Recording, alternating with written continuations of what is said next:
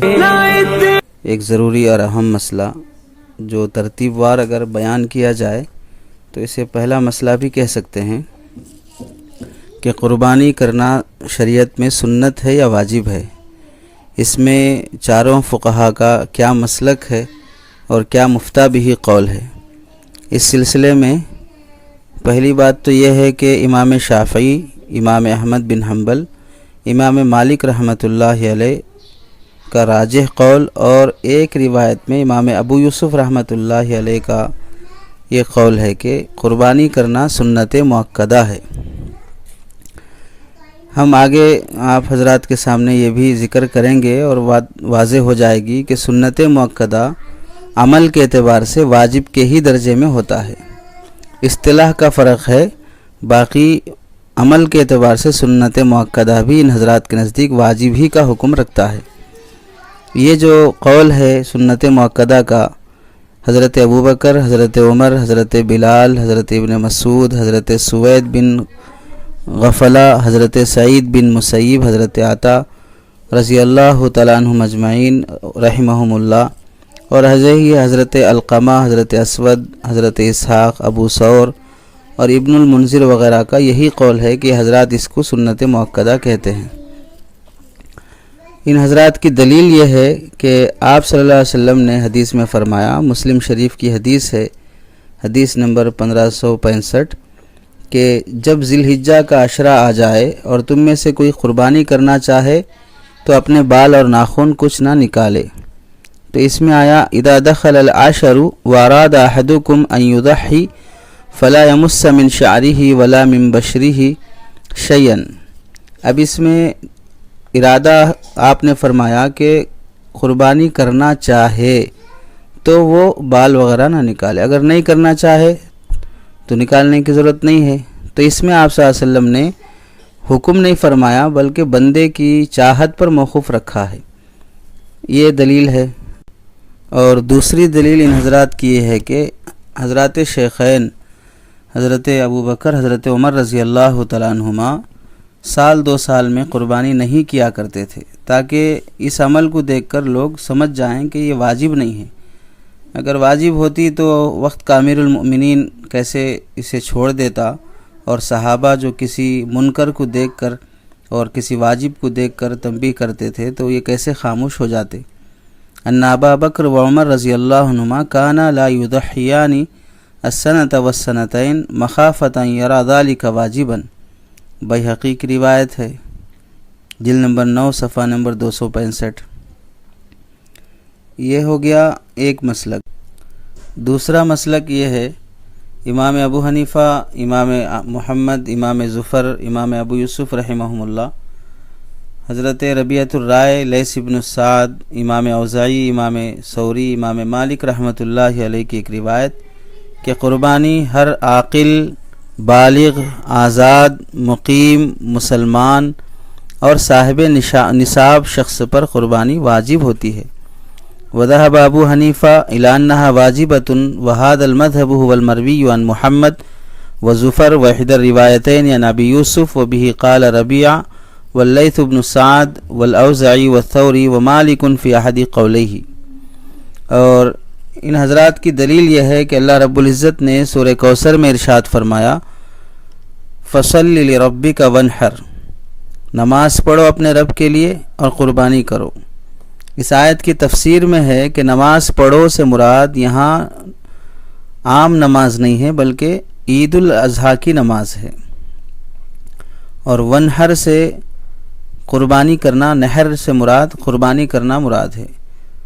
اب اس میں دیکھیے کہ یہاں جب فصلی سے عید کی نماز مراد ہے اور عید کی نماز واجب ہے، اور فصلی کا جو صیغہ ہے گرامر، عربی گرامر کے حساب سے وہ واجب کو بتاتا ہے، آرڈر کو بتاتا ہے، اللہ حکم فرما رہے ہیں کہ نماز پڑھنا عید کی واجب ہے۔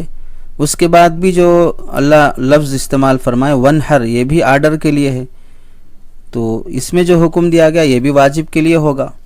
تو قربانی کے لیے، قربانی سے پہلے جو نماز پڑھی جاتی ہے عید کی وہ واجب ہے، تو ایسے ہی قربانی بھی واجب رہے گی۔ آیت میں یہ حکم حضور صلی اللہ علیہ وسلم کے لیے تھا بظاہر، اللہ تو نبی صلی اللہ علیہ وسلم سے خطاب فرما رہے ہیں، اور جب آپ پر واجب ہے تو امت پر بھی واجب ہوگا، کیونکہ آپ صلی اللہ علیہ وسلم نے امت کو احادیث میں اس کے وجوب کی اہمیت بتائی ہے، جیسے آگے ذکر ہوں گی۔ چنانچہ احکام القرآن للجساس میں جلد نمبر 5 صفحہ نمبر 366 پر یہ لکھا ہوا ہے کہ وَمَتَى وَجَبَ عَلَى النَّبِيِّ صلی اللہ علیہ وسلم وَجَبَ عَلَى الْأُمَّةِ لِأَنَّهُ قُدْوَتُهَا، وبقول النبی صلی اللہ علیہ وسلم، آپ صلی اللہ علیہ وسلم کے حدیث کی وجہ سے بھی۔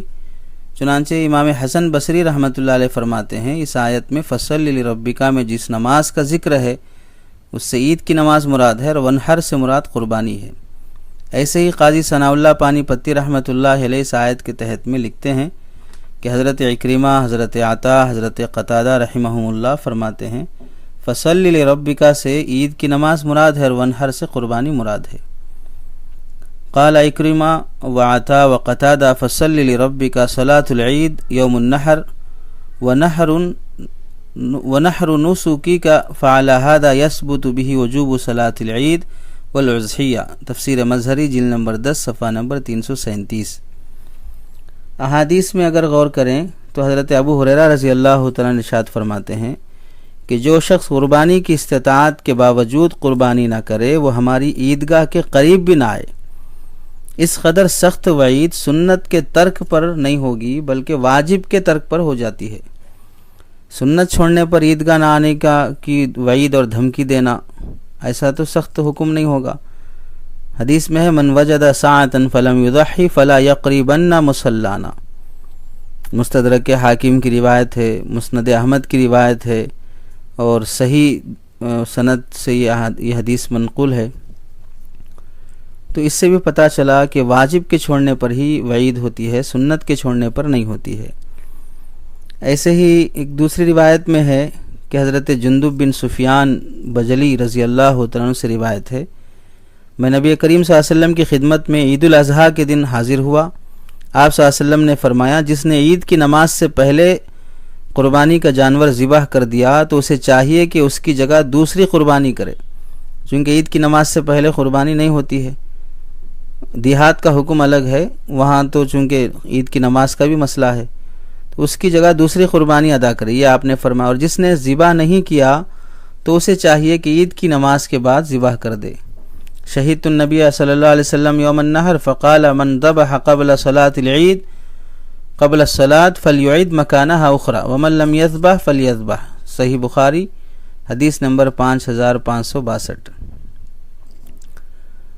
اس حدیث کے حاشیے میں نقل کیا گیا ہے کہ مذکورہ حدیث نقل کرنے کے بعد لکھا ہوا ہے کہ اس حدیث کا تقاضا ہے کہ قربانی واجب ہو۔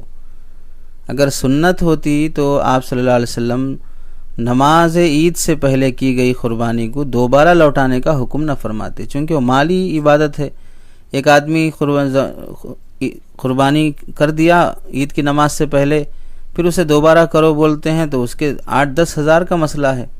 جب یادے کا حکم دیا جا رہا ہے تو پتہ چلا کہ واجب تھا اور واجب اپنے وقت پر ادا نہیں ہوا، تبھی یادے کا حکم دیا جا رہا ہے، لوٹانے کا حکم دیا جا رہا ہے۔ چنانچہ لکھا ہے من ذبح قبل الصلاة فلیذبح شأتم مکانہا ومن لم یکن ذبح فلیذبح علی اسم اللہ، دوسری روایت میں ہے فإنه أمر بذبح الأضحية وبإعادتها إذا ذكيت قبل الصلاة وذلك دلیل الوجوب، الموسوعۃ الفقہیہ میں لکھا ہوا ہے۔ اس سے پتہ چلتا ہے کہ یہ واجب ہے۔ رہی بات جن فقہا نے اس کو سنت مؤکدہ کہا ہے، تو یہاں معلوم ہونا چاہیے کہ قربانی کو سنت مؤکدہ بھی کہا جائے تب بھی عملی اعتبار سے اس کے لازم اور واجب ہونے میں کوئی فرق نہیں پڑتا، کیونکہ سنت مؤکدہ اور واجب عملی اعتبار سے ایک جیسے ہوتے ہیں، کیونکہ دونوں کو کرنا لازم ہے۔ سنت مؤکدہ ہونے کی وجہ سے چھوڑ دیں گے کیا؟ یعنی جس سنت کی تاکید آئی ہو، کرنے کی تاکید کی گئی، چھوڑنے پر تنبیہ کی گئی، وعید سنائی گئی، تو ایسی سنت کو سنت ہے بول کے کیسے چھوڑ دیں گے؟ بھئی سنت ہے تو کرنا چاہیے نا، اور تاکید جب کی گئی ہے تو اہتمام سے کرنا چاہیے۔ تو صرف اصطلاح کے فرق کی وجہ سے قربانی کو غیر اہم سمجھ جانا بہت بڑی کوتاہی کی بات ہے، اس واسطے اللہ کے نبی صلی اللہ علیہ وسلم نے بھی مدینہ منورہ ہجرت کرنے کے بعد 10 سال یہاں قیام فرمایا۔ کسی سال اللہ کے نبی صلی اللہ علیہ وسلم نے فاقے کے باوجود بھی قربانی ترک نہیں فرمائی، یا امت کو یہ سمجھانے کے لیے کہ واجب نہیں ہے بلکہ سنت ہے، واجب ہوتی تو میں ہر سال کرتا، سنت ہے اس واسطے 1-2 سال چھوڑ رہا ہوں، اس طرح بھی آپ نے کبھی زندگی میں نہیں کیا ہے۔ فاقوں کے باوجود بھی اہتمام سے 10 سال آپ صلی اللہ علیہ وسلم نے قربانی دی ہے۔ ترمذی شریف کی روایت ہے، حدیث نمبر 1507 میں۔